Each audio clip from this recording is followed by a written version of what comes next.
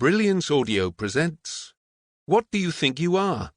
The Science of What Makes You, You, by Brian Clegg, performed by James Langton.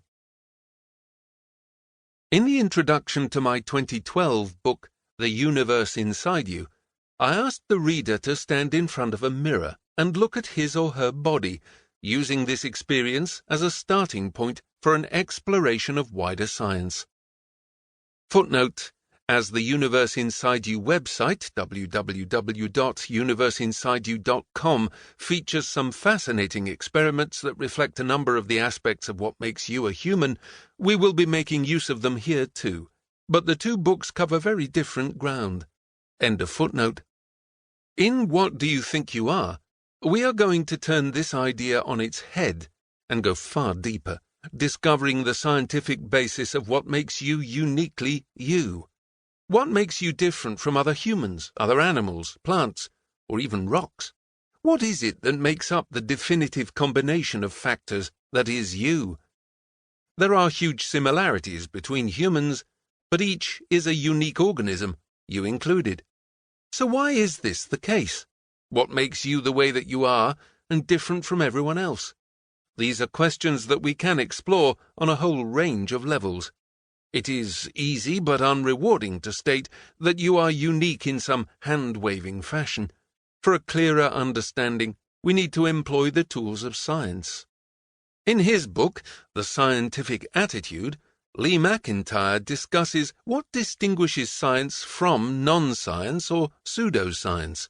He believes that it is the scientific attitude, made up of two simple components: empirical evidence, based on experiment or observation rather than on theory or logic, and being prepared to change theories in the face of evidence that conflicts with them.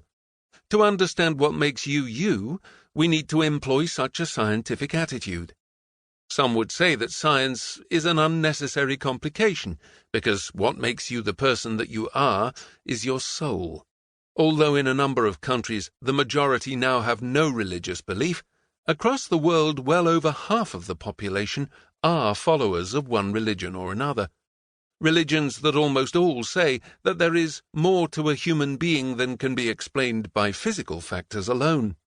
Those holding such beliefs may refer to a soul, or a life force, or a vital spark, asserting that there is something more to the makeup of an individual human than physics and chemistry, an essential something that many believe transcends death.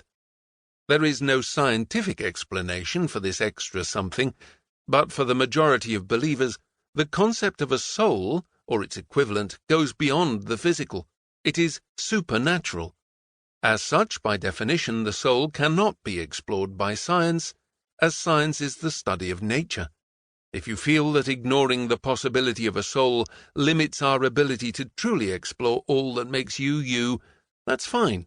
There's nothing in this book that actively counters the existence of a soul, but we can still make a fascinating journey into your individual existence based on what science is able to tell us about humans, where they came from, and how they function. At the most basic physical level, you are composed of atoms. Everything about your body, from the structure of your cells to the intricate operations of your brain, involves the interaction of atoms in both simple and complex molecules, providing a vast and intricate dance of cause and effect that comes together in the emergent principle we call life.